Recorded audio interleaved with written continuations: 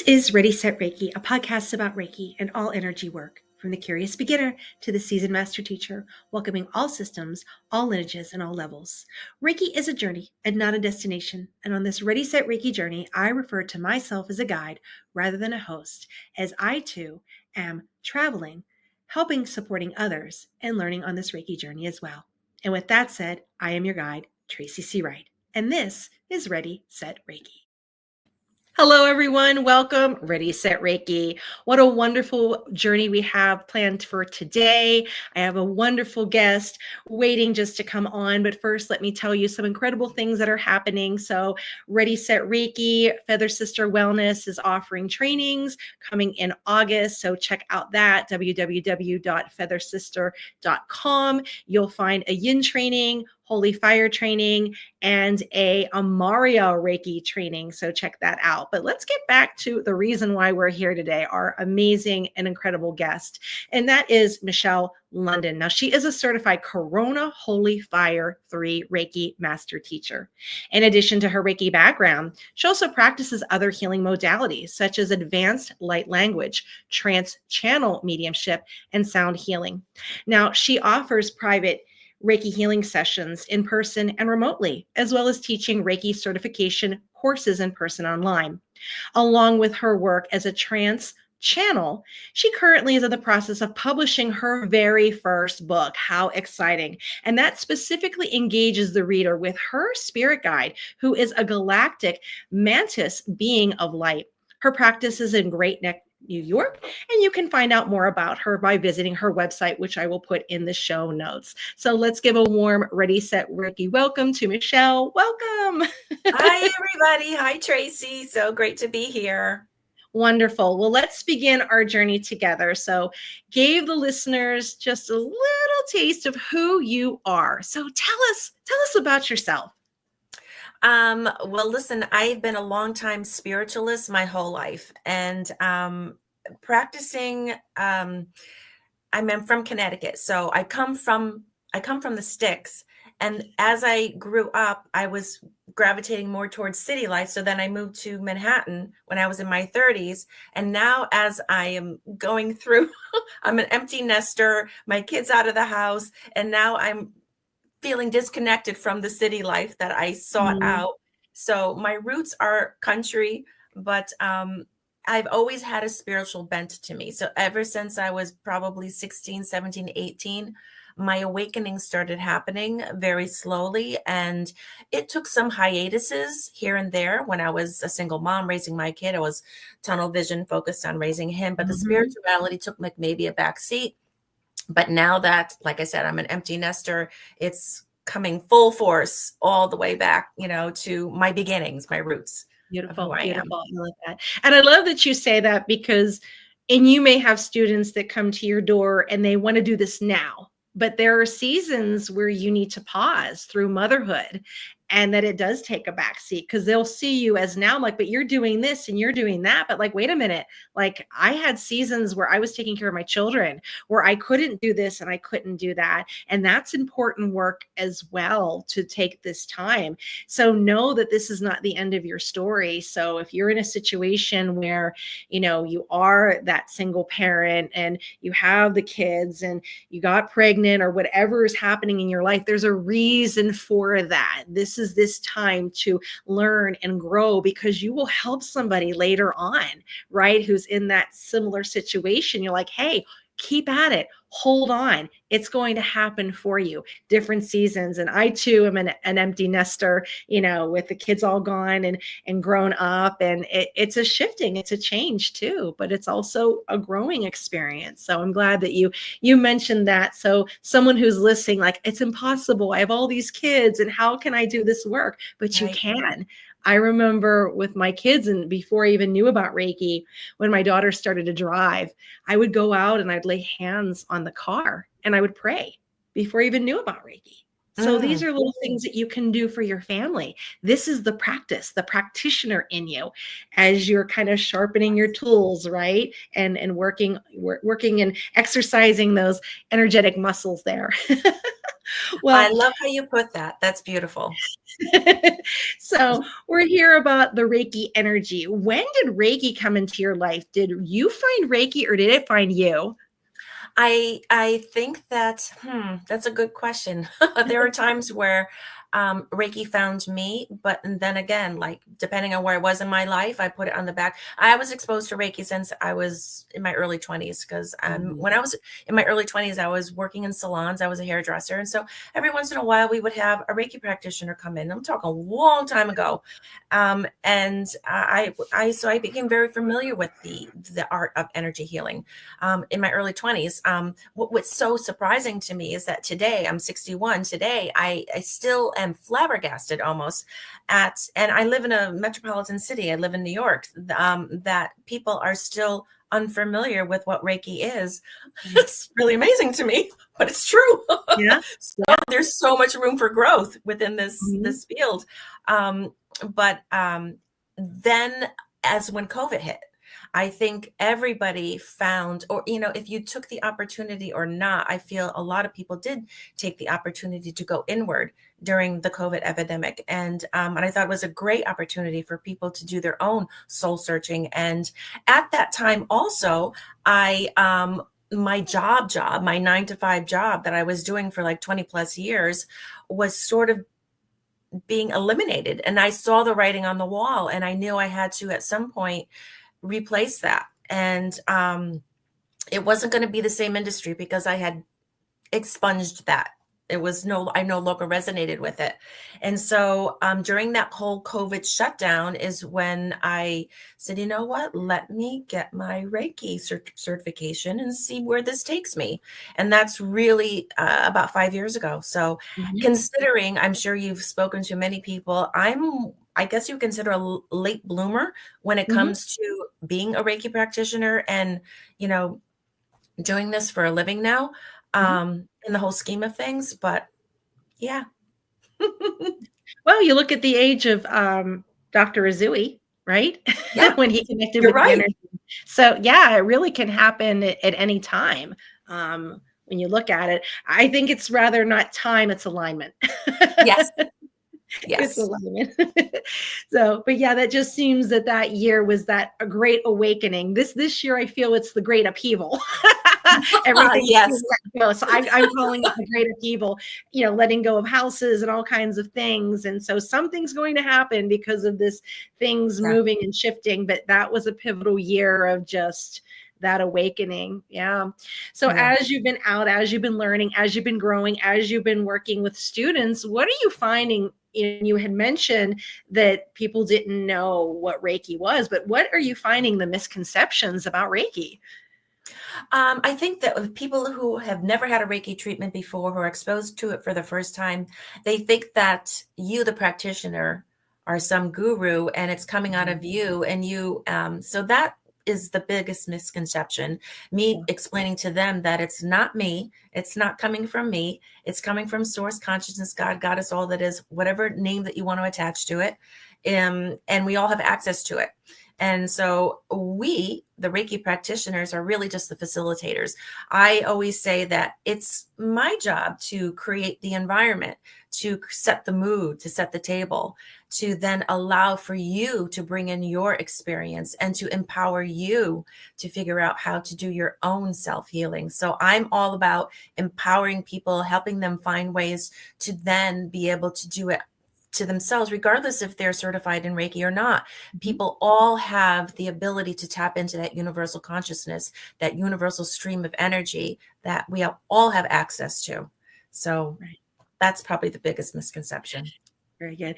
Like instead of the master that you're just a guide, right? That you are the energy Yeah, coordinator, that you're helping like, hey, you're doing this within. I'm just here holding space for you and yeah, helping you get back to that true authentic nature of yourself.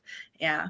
And it's yeah, just interesting. definitely. And you had mentioned about people not knowing. And with the help of social media, of course, TikTok, Yeah. this accessibility of it. But even when I teach yoga, there's people like, well, I don't know what that is. And I don't know that that was this many styles of it.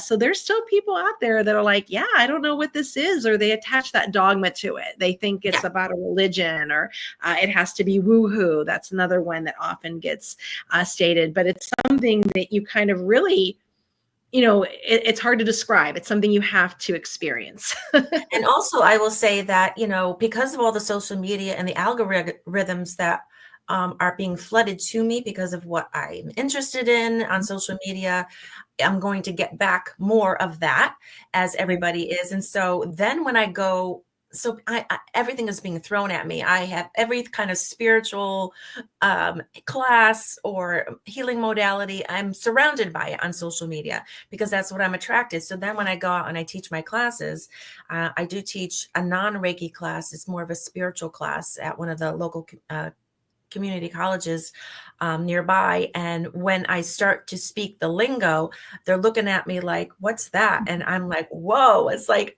I forget that people are they're seeking the information, but they really are kind of like in the dark for the most Mm-hmm. part. So Yeah. and they're just like so curious as to my point of view and what I have to bring to the table in the conversation.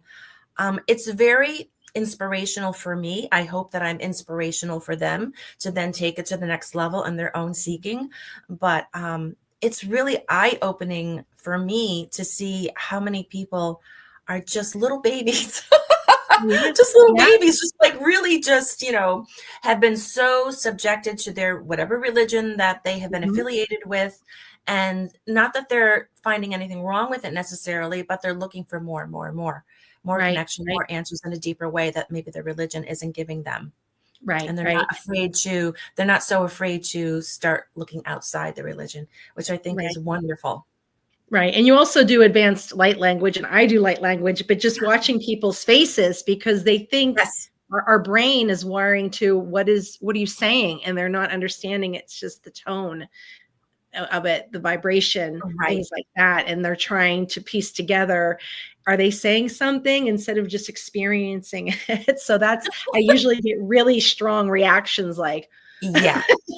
what is this? That's so funny. I know. Light language, I actually was exposed to, I want to say about 4 years ago Mhm. when I took a class. I'm a class taker too. I'm always taking classes, something that I find interesting and something that appeals to me. I'm going to take the class. And then if I really resonate with it, then I turn it into a class that then I teach, because I feel like I'm kind of like a natural born teacher. That's something that is innate in me, that I want to Right. do that. So I was exposed to about 5 years ago when I took a sound healing shamanic. They didn't call it light language at that time. It was a weekend online course from a center out in Oregon. And I had an experience during that weekend course with it. I felt a shift in energy, for sure. But then I wanted to incorporate it into my Reiki work, and I found that I was stifled with fear, and I just wasn't ready. And then fast forward 3 years later, when I decided to take a channeling mediumship course, light language was a part of that because light language really is a form of channeling.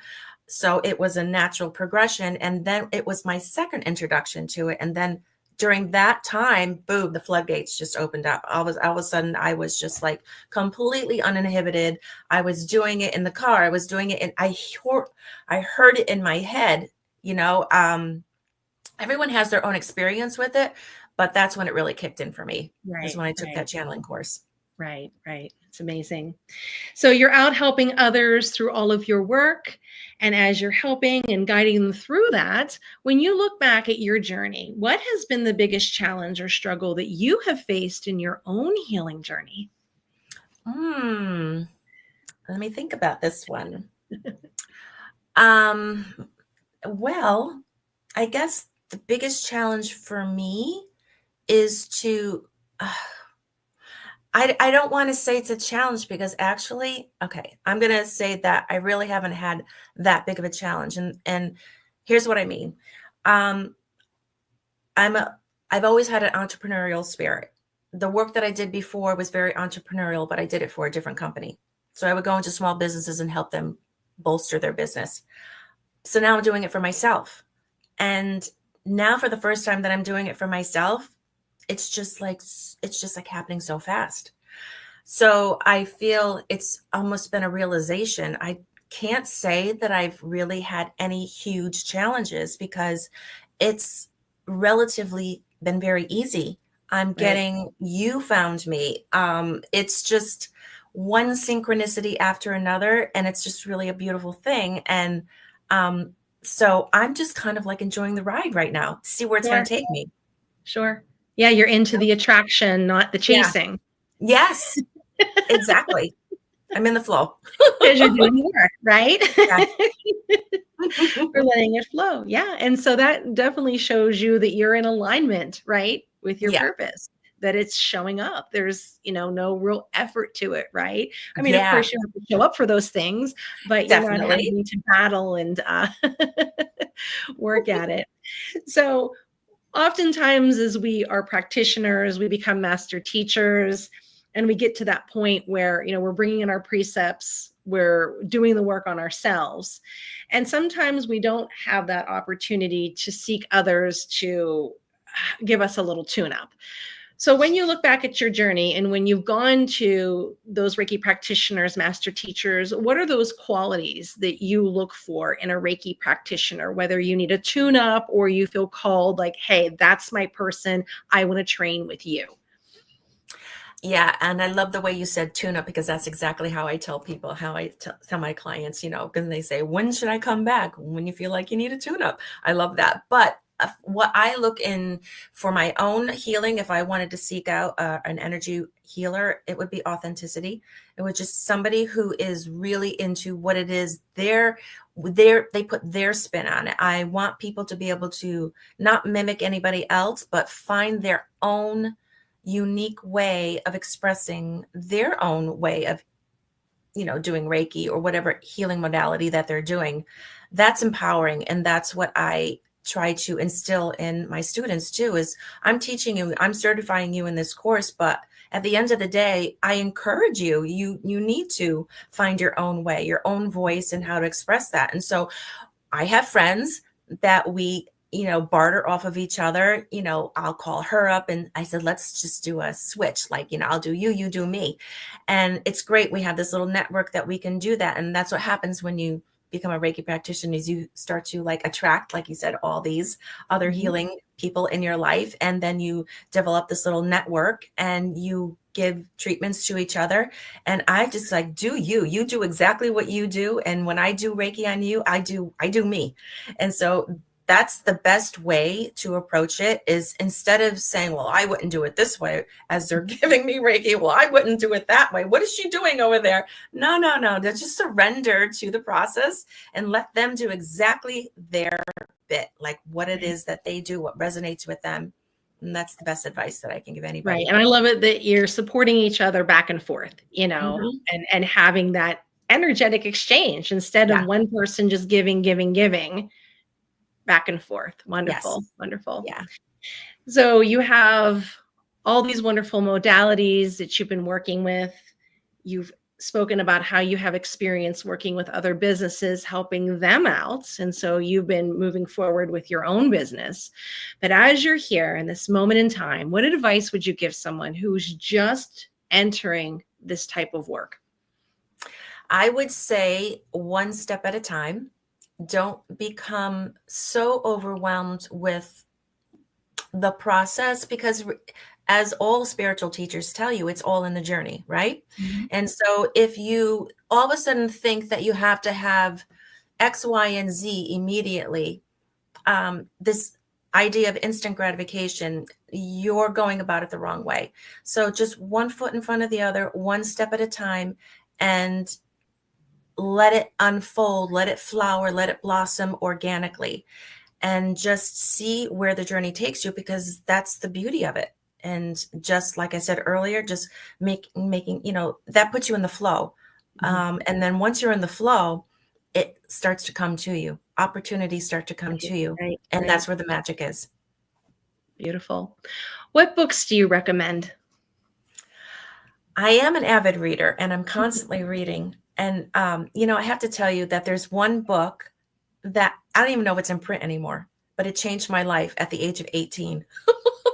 And it was a book written by a medium called Ruth Montgomery. I don't even know, Tracy, if you're familiar with Ruth Montgomery, but she's like really old, like not as old as Edgar Casey, but she was big, I want to say, in the 1970s. Wow. And I read her book for the first time called The World Before. And she's written many books. Um, and but this one was about the creation of life, the creation of life on Earth and our place in the universe.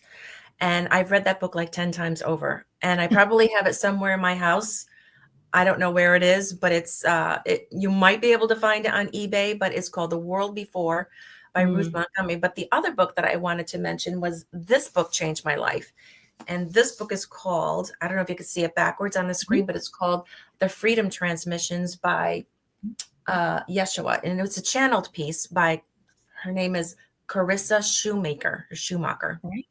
And this was a channeled book by a woman who channeled Yeshua. And it was one of the most beautiful, uplifting, spiritual. Sometimes when you read a book, you all of a sudden you're meditating. You don't even realize it, Mhm. that you're connecting so deeply with the words that you're actually in an altered state. And that's how I felt the whole time I was reading this book. Wow. This book had such an impact on me that I named my business after a concept in this book, which is Oh, wheat and wow. chaff. And so this whole concept of wheat and chaff and how Yeshua describes wheat being the spiritual essence inside of us, and the chaff, which is the husk of the wheat, which is our encasing, which is our body. And we need to spend more time with our wheat, our inner wheat. And so that was a beautiful analogy that was made over and over Wow. throughout the book. But yeah, I recommend Amen. anybody reading that book. Beautiful. Thank you for sharing that. So, what other services do you offer? Do you offer classes, events, trainings? I am a Gemini. So what that means is that I get bored doing the same thing over and over again, and I like to offer a lot of variety. So if I find something that inspires me, I'm going to make a class out of it. So right now, what I do, if you go on my website, is I do on location, I'll do sound healing. I have a bunch of crystal bowls that are Tibetan singing bowls. So I'll engage people. I'll tell people that I can go to your baby shower or a local library that I do quite often. So I can go on location and bring my singing bowls to you for your engagement.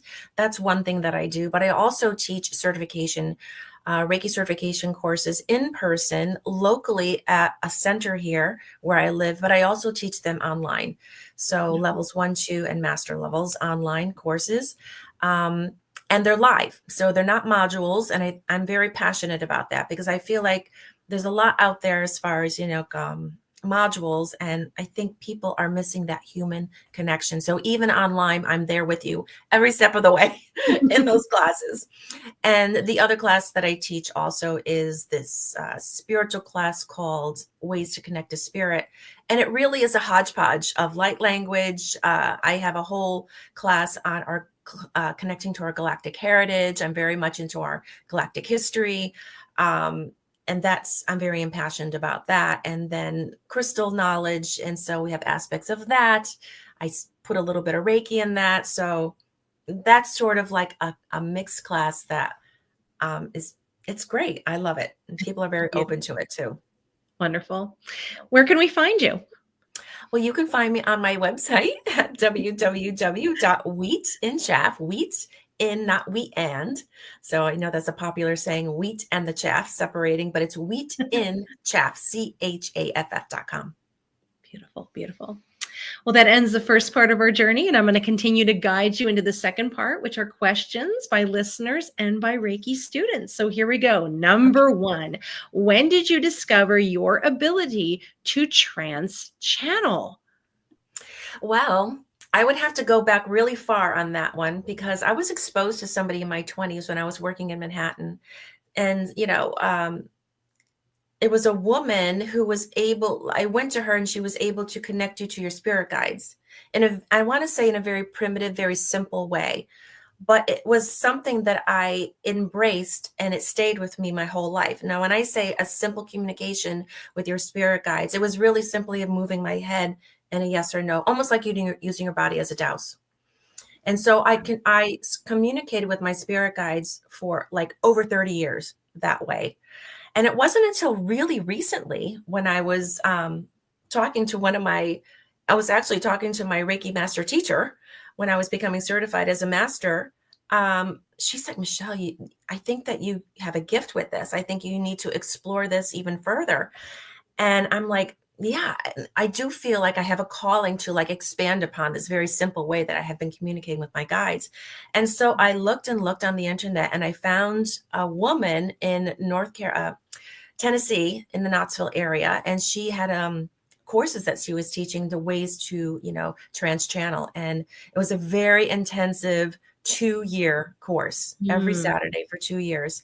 And I took it all the way to the top. And during that 2-year period, it was such an expansion for me. I not only I have a connection to one guide in particular. I call them Chow, but during that 2-year period, I was exposed to many of my spirit guides in my inner mm. circle, outer circle, and that's sort of how it all came to be. Beautiful. Well, that works in well to the second question. How are your spirit guides with your personal and business? So you froze for a second. So you were saying how my spirit. Instrumental is your Oh, spirit guides into your personal and practice, or your practice and your business. yeah. Well, they're completely intertwined. Mm, Completely intertwined because it's it's part of everything that I do. I'm in constant communication, and people think that when you trans channel, you're constantly like going into trance, but it's not that way at all. You're actually just having inner dialogues with them, knowing that their presence is there. And it can manifest in many different ways, from writing to just inner knowingness, to actually hearing voices. It's different for everybody. But for me, I feel like I'm in constant communication with them. So if I am in a situation where should I go this way or should I go that way, if I'm developing a course or any aspect of my life, even the people in my life, my family, my inner circle, challenges in relationships that we all have, sometimes I have to know when to hold back and when to share, because a lot of times people aren't ready to hear the truth in their lives. mhm. And it can be construed as me being judgmental, but it's me just having the insight. And oh God, I can see the writing is on the wall. I know exactly what's happening with this person, but I have to zip it because they're Yep. not asking me for it. And Yeah. I think that a lot of channels and a lot of psychic mediums also probably are challenged with this as well. Oh, yeah. But I feel I'm always connected with them. And the more that I interact with the energy, and by the way, when you are a Reiki practitioner, as you know, Tracy, that just is a gateway to all the other energies that are coming in. Mhm. It just opens the doors to it. Sure. And Yeah. so it brings to you things like when I started doing Reiki, I had no idea that I was going to veer off in this direction Of into course. trance channeling at Yeah. all. If you Yeah. asked me when I was starting, I couldn't even conceive that I was doing this now. Mhm. So it really Absolutely. does open up the doors to that. Yeah. It's almost like the Windex that Yeah. clears the view. Yeah. Oh my God. I love that. Yes. Right? Absolutely. Yeah. I And love it's that okay if analogy. like Reiki's not your thing, but perhaps it was necessary on the journey to get where Yes. you're supposed to be, right? It could be that Hmm. kickstart of it as well. But I've been in situations where I'll hear something, dream something, know something, and it's not good news. And how do you say it? And then I'll pray about it like, God, what do I do with this information? And I won't say it, and things come to pass. And then you feel that guilt about it. But you Yeah. have to really look at, well, this person may not want to hear this. And especially like Right. if I'm on social media and I scroll and I see somebody and I see something, it's like, and you reach out to them, they're going to think you're crazy, right? Right. Right. Like you're like, what is, and and there's so many scammers out there that want services, and it's not that I want anything, but I'm just warning you that I see that, or this is happening. Right. I don't want any money for it. Like, I'm not trying to get services. Like, it's genuine worry or genuine concern. And Yeah. so I really struggle with what to do, what to say. Do I keep quiet? And one of my first Reiki master teachers had told me, well, that's about ego, Tracy. You need to work on your ego. You don't always have to tell them everything, you know. Right. But I'm like, but it came through for a reason, maybe. And she goes, again, that's your ego. So That is so interesting. I love that perspective. I'm going to have to remember that. yeah, and That's, so I have to yeah. pause, and I have to pause because it'll hit, and it's like, and especially in the early days of my Reiki sessions, I would see something, and I'm like, wow, the number 5 came up. And my teacher's like, no, you don't have to say whatever pops into your head. They may not be ready for this. Like, you're gonna, Mm. and I didn't get it until when my father passed, and I got connected to someone who was a psychic medium, and I was living in Pittsburgh at the time. And she said, your dad has a message for you. And I'm like, okay, and she said, he's showing me a coffin. And I thought, oh no, who's dying? And I just was so consumed with someone was going to die that I completely missed the point, forgot about everything else she said. Because we had so much death at that time. I'm like, no, Okay. not again. And I remember getting off the call with her and calling my kids, is everybody okay? What's going on? And I just wasn't ready. My nervous system wasn't ready for it. Right. And that's just, I get it now. I get it. They're going to have a different idea of what I'm seeing or feeling, and it might do more harm than good. So, Yeah. Oh, that's beautifully said. And as I'm thinking about my personal life too, it's true. It is ego. mm-hmm. I don't need to tell that person anything. Yeah. Yeah. It's Yeah. just, yeah. it is And ego something kind of came up gratification. it was on Instagram, and there it was. And I saw this. I'm like, do I tell this person? Okay. I don't know them this well. They're going to be like, what is she saying? And I'm just like, okay, God, I'm just going to give this to you because I don't know what else to do with this. Yeah. Mm. Yeah. Yeah. So, yeah. So it's interesting. And see, this is doing the work. Yeah, it is. All right, number 3. What inspired you to write a book? You're working on your very first book, so kudos to Yeah. that. Thank you. I'm very excited about that. It really was my developing relationship with my premier guide, Chow, that spurred the whole thing. So I had a reading with my teacher.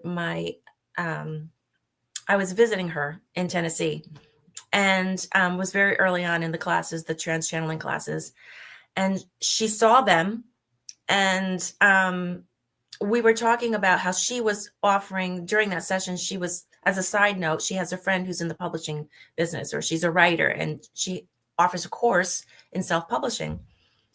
And it was then that I made the connection between my relationship with my guide that I was fostering, that I was developing, into this desire that I've always had to write a book. I always had a desire to write a book, and it was always on the back burner. I never really gave it too much thought because I had no idea what the book would be about. But when I started developing my relationship with my spirit guide, that's when I knew that I had a lot of information to share, and they were the vehicle that was going to do it for me. And that's what started the whole thing. So right after, and we're talking, so I've been on a 2-year journey with this book. It took me a year, a little over a year to write it, but it's taken me another year to go through the editing process. And I really thought that I was going to self-publish it very simply, but it just so happens how synchronicities work. I was presented with this, I went to a retreat in Sedona, Arizona last September. And I was just, oh my God, I was such an urge, such a call. I need to go to this retreat because there was a speaker there that I was really loved, resonated with. And I'm like, I have to go to this. And so I went, but that's where I met my publisher, because the person who was on the panel, who was running the retreat, she's from California, and she publishes books just on spirituality, just on, this genre. And I gave her my manuscript and she goes, yeah, she goes, we can do something here. And so I've been editing it and it's probably going to be done hopefully by the end of this year. Oh, cool. And it's really exciting. But you see, I mean, I share this story with everybody to say that when you act upon your hunches, especially if you have Mhm, this like belly gut knowingness that this is mhm. something that you need to do, don't ignore it. Because I Sure. had no idea that I was going to meet my publisher. I thought I was going to self-publish this book. And boy, Mhm. I'm so glad that I didn't, because with all the rewriting that's been happening with the book, it's going to be so much better than if I were to Sure, have self-published it. sure, So much sure. better. Yeah, and reframe the delays is just, again, things getting into alignment, right? Yes. Yes. And look at it as a positive. I always tell my kids, like, rejection is protection, delays are just the universe getting things into place. So, yeah, trust the process, go with the flow, Yep. right? Go with the flow. Well, that was our last question. And as we've been talking, is there anything that you may have forgotten or something that you'd like to share? The floor is yours. Well, I just want to share my gratitude and thanks for you, Tracy, for reaching out to me. I think what you do is amazing and helping people like me to get our message out in the world and to share in our awakening process, share in our ascension work that we're doing here on our planet and with individual souls and as a collective. And I think that what you do is such a beautifully needed offering, and I give you thanks for that, and thank you for finding me and letting me come on your show. Wonderful. And thank you for doing all the work that you're doing for Reiki, for helping others, light language, your trans channeling. It's all beautiful things. So thank you for continuing on your journey as well. Thank you so much. It's been wonderful. Wonderful. All right, my wonderful listeners, if you want your question featured on Ready Set Reiki, reach out www.readysetreiki.com or check it out on social media.